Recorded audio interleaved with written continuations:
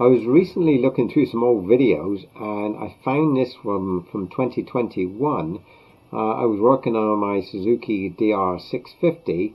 I had a fuel leak and I wasn't going to publish this at all, but then I thought, well, maybe somebody would find some interest in it. It'd be helpful to other DR650 owners or even any motorcycle owners. I think all the fuel valves are very similar. But anyway, I did a very light edit on it, and here it is. So today, I got a little project on my DR650. I know you told your friend you're not okay, and tell me what's wrong and why you never said you felt that way. I was riding it to work this morning, and it started running out of fuel. So I ran it to the fuel station and filled it up, and still coming home and it wasn't right. I put it on to reserve and I put it on to a direct feed, and it still wasn't running right. So I came home and I pushed it in the garage, and I thought I'll look at it later on over the weekend. Well, I just came out now moments ago and I could smell petrol really strongly. So I had a look, and the actual fuel cock on the bottom of the tank was leaking, and it's never leaked before. I've never had a fuel leak on this. Now I'm draining out the fuel, which is about 2.5 gallons or so in there at the moment, so I can pull that fuel cock out and take a look at it. As far as I know, there's parts in there that I can replace anyway, like the seal. Even though it stopped draining when I had a can under it, now, because I've removed the can, it's going to keep dripping. So we'll turn that off up here. So I'm sure you know anyway, but the only way you can drain these, because it's a vacuum system on the fuel, is to turn it down to the PRI, and then it will drain it out the tank. If you have it in the reserve or the on position, it won't drain unless you're unless you have the motorcycle running. So I've pretty much got all that fuel out now, so I'm gonna take out this fuel cock and see what the problem is. Here's a under view of the tank, and here's the two 10mm bolts, 10mm socket size bolts. There's one on this side, and there's one, if you can just see it, over here. They're a little bit awkward to get to because they're so tight to the actual the valve itself. Oh, let's get it in focus. So you may be able to undo it with a big Phillips screwdriver, but they're usually pretty tight, and this one has never been off of this tank, so I'm sure it's pretty tight. So all I'm going to do is get probably a 10mm open-ended spanner to remove that one. Here we are. So I got a pretty small spanner here. Hopefully it'll there you go. It's just cracked it. So as soon as you move it just a little tiny bit, I think will be good to get the screwdriver on it. So I'll just get a screwdriver now. Okay, it's a little bit wobbly here. Trying to do this one-handed is not always easy, but see if I can move that now. There we go. So now it's gone. So that's probably the easiest way, is just to, and of course I'm dripping fuel on me. So I undid the screws, and as always, even though you drain the fuel out, there's going to be some that comes out and runs down your arm or in your eye or something. That's just the way it is. But this is what stage I've got to now.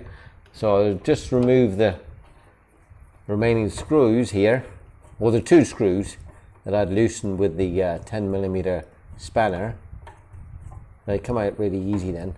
Of course, there's fuel running everywhere now, dripping off everything. So no matter what you do, it is going to leak fuel. So be prepared for that. There's one. And then we'll go across to the other one over here. If I can get on it. There we go. So now we've got fuel dripping the front of the tank as it's just running off here. I'm not quite sure. There can't be very much fuel in it at all, but just enough to be annoying. And we're nearly there. And okay, here it comes. So a little bit of dirt on there by the looks of it, but nothing that would cause it to leak. I'll give you a better shot of this in a moment.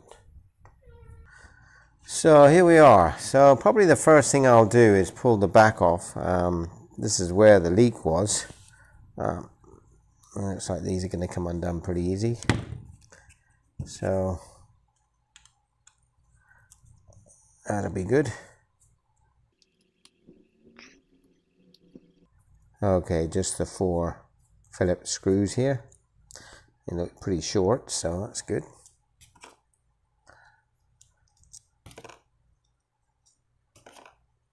Actually, there's 5 screws. I was covering one up. So there we go. We got 5 screws to remove. And it goes back one way, so it's pretty easy. Alright, let's have a look, see what we got in here. There's a gasket that's pulling on one side, so let's see if we can get that apart without damaging it. Whoops.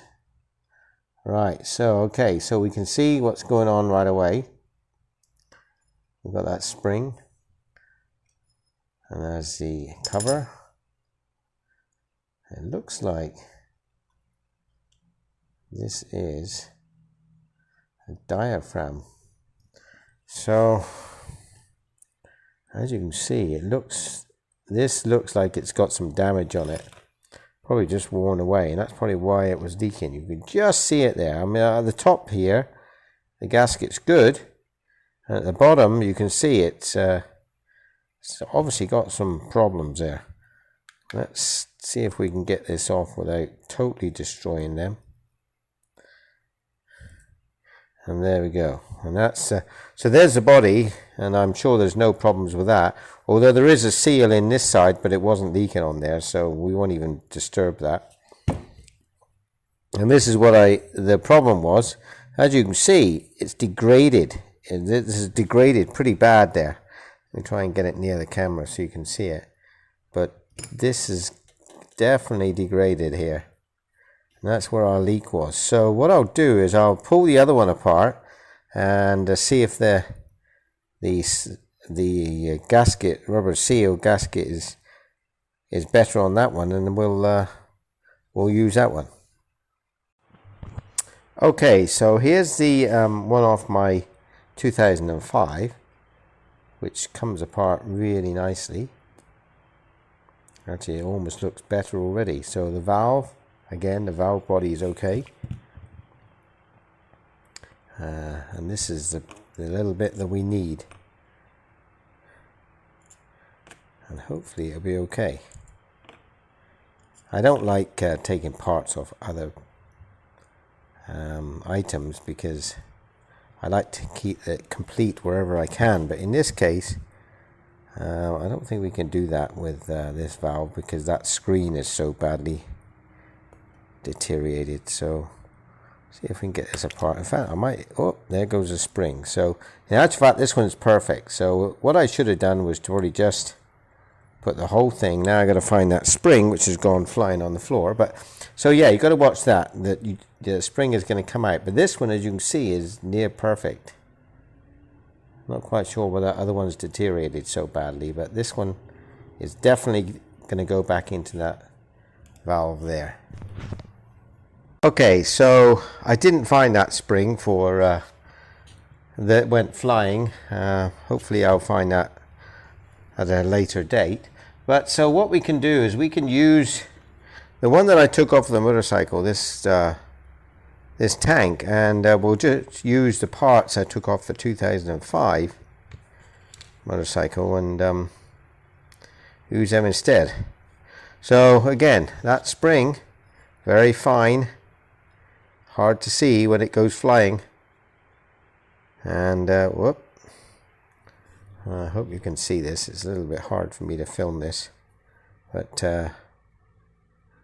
here we go. So that one goes down like that. In fact, they look, oh, they are the same. Yeah, they're exactly the same. So that goes down there like that. Okay, so as you can see, that seal is good. So I like that. So I'm going to stick that in there. And hopefully that should fix the issue that I had with the leak. That's bizarre that gasket, rubber gasket, deteriorated like that. That's unusual because it's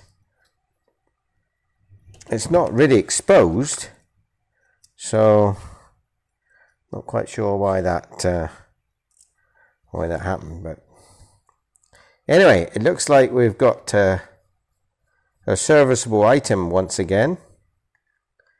That still hasn't explained why I had such a problem with the running of the motorbike as well, so we'll have to look into that. It may have been something to do with this, but I doubt it very much, because that wouldn't have stopped the fuel getting to the engine. But there, so that one now is all done and ready to go back on the bike. So a little bit of a fiddle there to get it in, but a good thing about these Japanese bikes, everything comes undone. Rarely doesn't it come undone, unless it's very, very old and been abused. So I do like that. I do like these Japanese bikes. Let's see if I can get that second one in. Oh, can't quite see it. There it is. Okay. So that should be that should fix our problem with the leak. We'll get it tightened up and I'll get back to you. There we are. We've got it all back together, and I've put the very old fuel filter back because I haven't got a new one, but that should be fine. There weren't any blockages in it anyway. So what I'll do now is I'll put some fuel in it, and then we'll just see if we've got any leaks there.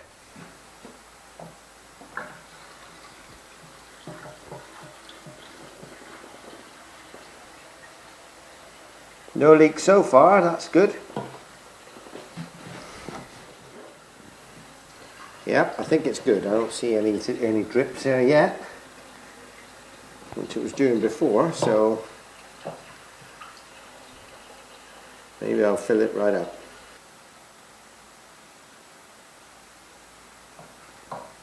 Okay, that looks good, so we'll start it up and see what happens. Give it a bit of choke.